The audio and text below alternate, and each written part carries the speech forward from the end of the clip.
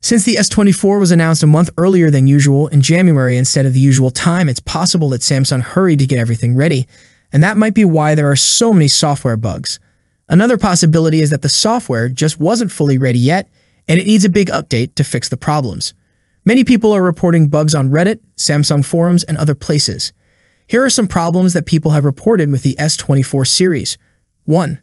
There's a big issue with the FPS meter in games. Even when the game's FPS is set to 45, the meter shows it as over 55 FPS. This is not accurate and can be confusing, especially for gamers who rely on it for testing. 2. The colors on the phone's display have a problem. Normally there are two modes, natural and vibrant. Natural is better for professionals, but most people like vibrant for its lively colors. However, on the S24 series, the default is natural, and you can't switch to vibrant. This is frustrating for users who prefer vibrant colors. 3. When recording videos in certain modes, especially using the selfie camera, the videos turn out very dark with crushed shadows. This happens in 1080p and 4K 60 FPS settings. 4. Apps like Instagram and Snapchat, which use the camera, produce images that are too dark. 5. Video calls on apps like WhatsApp or Facebook look blurry and hazy. This seems to be a problem with the developers of these apps.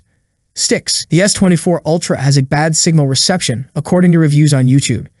I seem to spend all my time with this phone on either 2 to 3 bars while I'm outside, and then literally 0 to 1 when I'm inside. Users complain about getting only 1 or 2 bars, affecting the speed of their mobile data.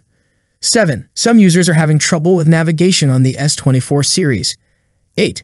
The S24 Ultra's camera has various issues such as inconsistent colors and soft selfies, problems with the 200-megapixel mode resulting in noisy and blurry pictures, and general issues with skin tones and exposure.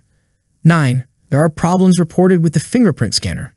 10. Some phones have a green tint on the display. 11. In the community forum, there are many bug reports. For example, there's no option to set a notification tone for all text messages, and some units are stuck with the default tone. 12. The S24 series doesn't support 32-bit apps, causing compatibility issues with some third-party apps. 13. The always-on display feature doesn't work properly for constant users, showing a red font, not allowing proper customization, and sometimes not letting users add images. 14. The phones have trouble connecting to 6 GHz Wi-Fi networks with slow or no internet access. Some users report issues with Exynos Wi-Fi routers. 15. Many people don't like the gestures and navigation experience in One UI 6.1, missing features like hidden navigation buttons. 16. Issues with the Samsung keyboard include a missing icon and voice input icon from the navigation bar. 17. Some apps like Motion Cam don't allow shooting raw photos. 18. Certain artificial intelligence features such as the photo editor and tap to slow videos down are reported not working properly. 19. The phone may become hot or not charged properly with wireless chargers. 20. Wired headphones connected via the USB-C port may disconnect and audio may pause randomly. Which issue or bug you are facing in your Galaxy S24 Ultra device? Let me know in the comment section. If you already watched my yesterday's video, you can skip this video here. If you are new here, you can continue watching the video. It's worth mentioning that a username at GaryAndHan previously suggested that Samsung's latest smartphone chip outperformed the iPhone 15 Pro when handling the demanding game Genshin Impact. However, a follow-up tweet did mention that the Exynos 2400 didn't face any issues with the game because the texture resolution was set to low. This additional information suggests that while the Exynos chip performed well, it might have had an advantage due to lower graphics settings in the game. You're absolutely right.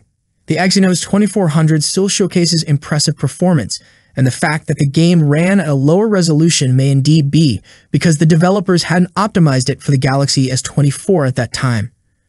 Optimizations for specific devices can make a significant difference in gaming performance, and it's possible that future updates or optimizations could further enhance the gaming experience on the Galaxy S24 with the Exynos 2400 chip. Exynos 2400 versus Snapdragon 8 Gen 3.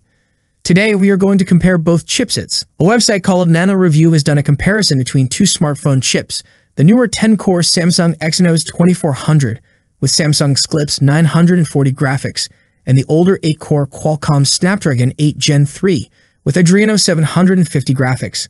They provide a list of advantages and disadvantages for each chip, detailed technical information, and results from performance tests using tools like N22 and Geekbench. The comparison looks at how well each chip performs, how much power they use, and other key features. CPU performance. Single and multi-core processor tests. Exynos 2400, 97 points. Snapdragon 8 Gen 3 to 98 points. Gaming performance. GPU performance in games and OpenCL/Vulkan. Exynos 2400, 97 points. Snapdragon 8 Gen 3 to 100 points.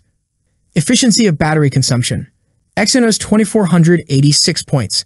Snapdragon 8 Gen 3 to 91 points. Overall chip score. Exynos 2400, 95 points. Snapdragon 8 Gen 3 to 98 points. Pros of Samsung Exynos 2400. It includes 2 additional cores compared to its counterpart. The GPU operates at a higher frequency, approximately 31% faster. Pros of Qualcomm's Snapdragon 8 Gen 3.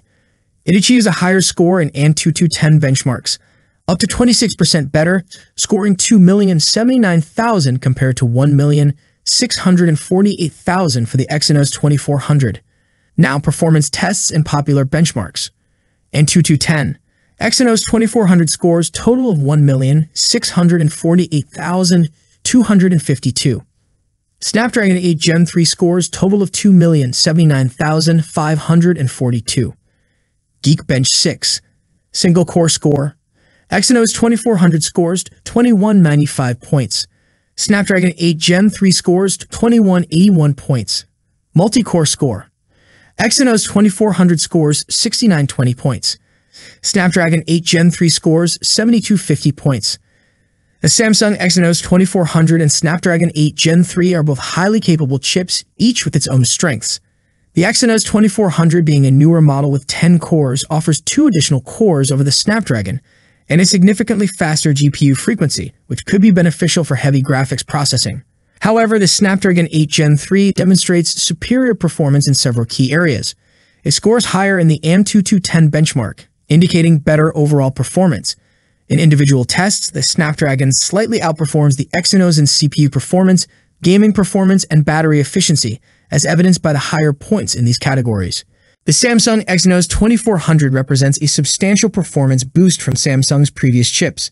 Its advanced core configuration, significantly faster GPU, and competitive performance in benchmark tests highlight Samsung's dedication to innovation and improvement in chipset technology.